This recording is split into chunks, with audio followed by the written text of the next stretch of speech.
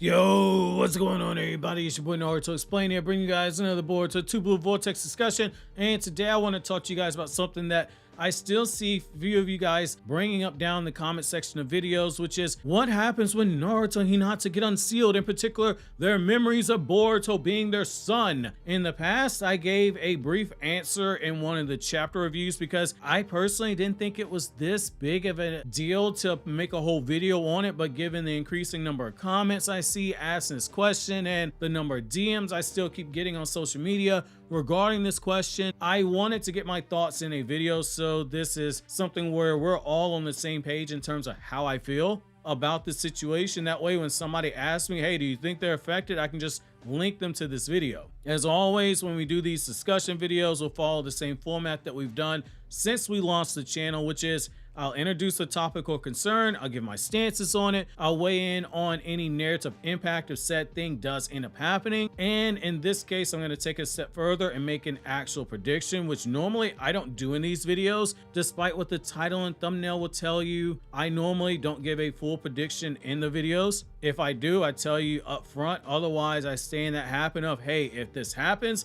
here's the payoff for it, here's why I think it's a good or a bad idea. But most of the time, I don't say with absolute certainty that I think something's happening, but this video, we're making an exception on this. So as we all remember, when Naruto and Hinata got sealed away by Kawaki, Konoha went on to a manhunt for Kawaki, and it led to Kawaki getting pushed into a corner where he found himself desperate and alone, and knowing that he was probably going to get himself killed for what it was that he'd done. After Ada finds him and he shares his frustration that he's the one being hunted down despite him being the one in the right. Boruto possessed no Suzuki inside of him, that while Momoshiki couldn't resurrect using Boruto's body, the danger was still there that Momoshiki could hijack Boruto's body, which made Boruto a threat that nobody wanted to take out. Kawaki felt that he was the only one being logical here, and you could argue he was the only logical one there, saying that if their roles were reversed and he was the son of Naruto and Boruto was the outsider, the village would be hunting down Boruto instead of Kawaki. This of course led to the Omnipotence being casted, and as we all saw, everything changed in the blink of an eye. Boruto was now the one being hunted down, and Kawaki was the beloved son of Naruto. Kawaki, upon realizing what happened, took advantage of the situation, got Ada to lie everyone, taking a step further by having her say that Boruto killed Naruto and Hinata, because Kawaki saw this as a once-in-a-lifetime opportunity to have Boruto killed, because Boruto was confused, he was alone, he was running on chakra, and he knew Boruto would never fight his friends at full power. There would be no better opportunity to have Boruto killed than in that moment. In the aftermath of all this, we saw that Code was one of the people who was also affected by Omnipotence, because he was shown blaming Boruto for taking away Jigen, taking away Ishiki, taking away Ada, taking all of them away from him. Things that Code, if he had been in his right mind, would have been blaming Kawaki for, since Kawaki was the one who Jigen gave the Karma Seal to. Kawaki was the one who killed Ishiki by tricking him with a shadow clone. Kawaki was the one that Ada said she wanted to go ride on that carousel. Yet here he was blaming Boruto despite Boruto being in another dimension, and he was still affected by the Omnipotence, irrespective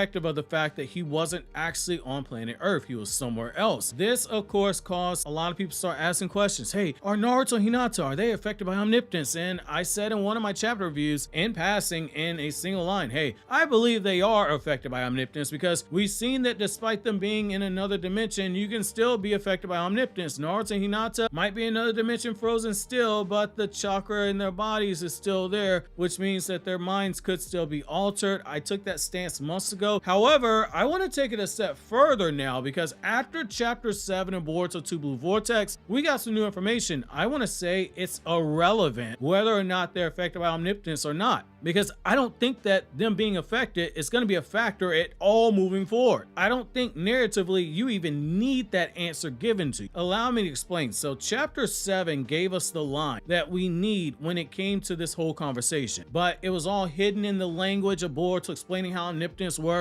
to Shikamaru and saying that trying to understand how Omnipotence works isn't the important thing, because he's been told what happened before, but that he just needed to trust what Boruto said about Boruto and Kawaki's lives being switched, which is what Sasuke and Amato did for different reasons. Sasuke and Amato did so because of their daughters. Sasuke due to Sarada's tears and her Mangekyo awakening, and Amato due to the ninja tech in Kawaki and his daughter's DNA inside of Kawaki's coma. They both chose to act under the assumption that, hey, my memory's been altered, and they left it at that, and they operated under that assumption. The reason I think that this is irrelevant is Boruto made it a point when Shikamaru told him that if it were him, he'd be focused on unsealing Naruto before anything else. And Boruto said that he doesn't want to kill Kawaki. He said that unsealing his parents is pointless if he and Kawaki don't work things out, because Kawaki will eventually do the same thing he did before, which is he'll get all in his feelings and he'll tell Naruto that he no longer pees standing up. From now on, Naruto has to pee sitting down, and then he'll seal him away in the name of protecting him. At some point, Naruto and Hinata, they're going to get out, and when they do, I strongly believe the Omnipotence stands a chance of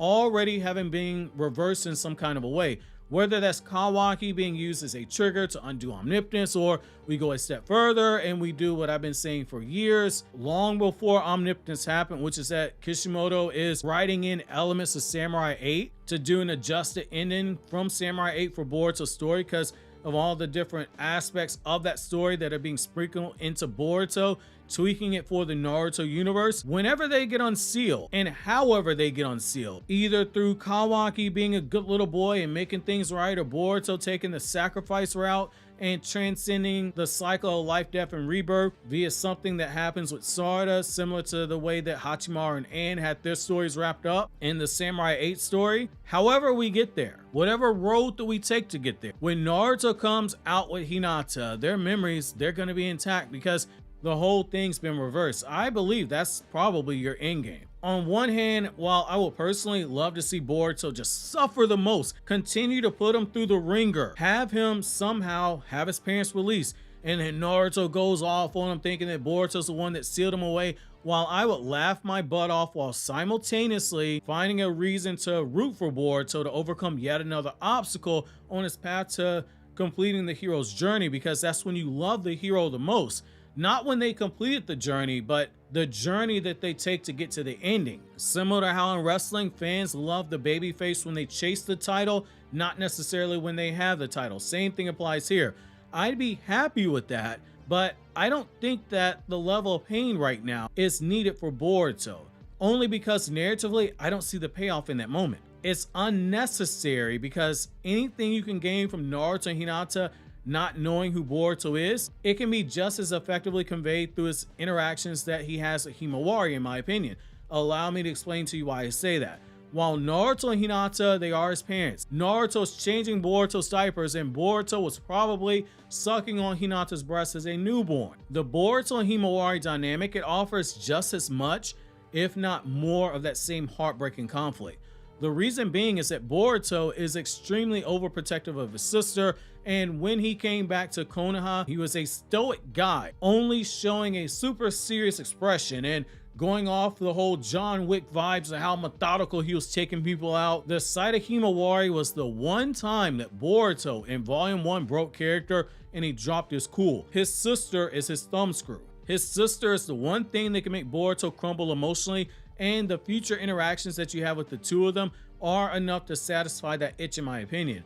You don't need him meeting Naruto and Hinata, because I don't think you can dive that much deeper unless you go at it from the scope of how parents know on an instinctual level that instinct with their children and vice versa, and you build on that concept of the Suzuki not understanding the complexity of human emotions like love, which is why Momoshiki didn't understand why Sasuke trusted Sarada after the Omnipotence happened. I know based off of some of the comments I read and the messages that this is an unpopular opinion, but it's the one that I feel the most strongly on. You don't need Naruto and Hinata for that payoff, and the story is better suited keeping them out the story until the story hits its climax in part 2, or take it a step further until it's in the resolution portion of the story.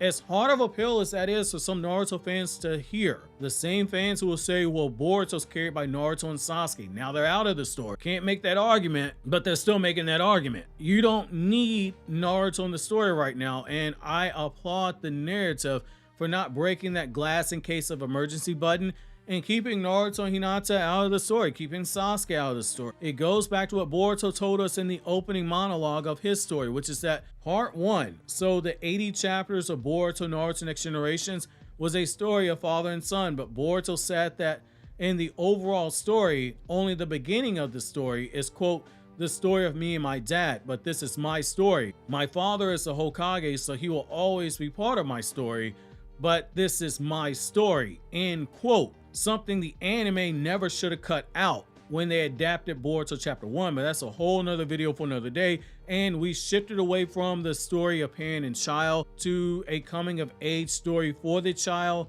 the more traditional shonen story, which I believe is more fitting. This is where Boruto needs to be. It's absolutely where he needs to be. This is the story that it needs to take him to. His parents, they don't need to be released right now. And I don't think that they need to be revealed affected or unaffected at this moment. They aren't needed at any portion of the story, which I strongly think is why we don't see them unaffected or interacting with Boruto until the omnipotence has been reversed. And that's assuming we again don't get a full-blown Samurai 8 bittersweet ending that is both bittersweet and open-ended. However, those are just my thoughts on this matter at hand. I know that's not a popular stance. I know that I will probably piss some of you guys off. As you guys know, I'm not going to sugarcoat my thoughts. However, as you've seen before with videos like the How Strong is the Boruto Generation video, I don't care about making unpopular stances, which you can see why I say that by checking out this video you see on the screen.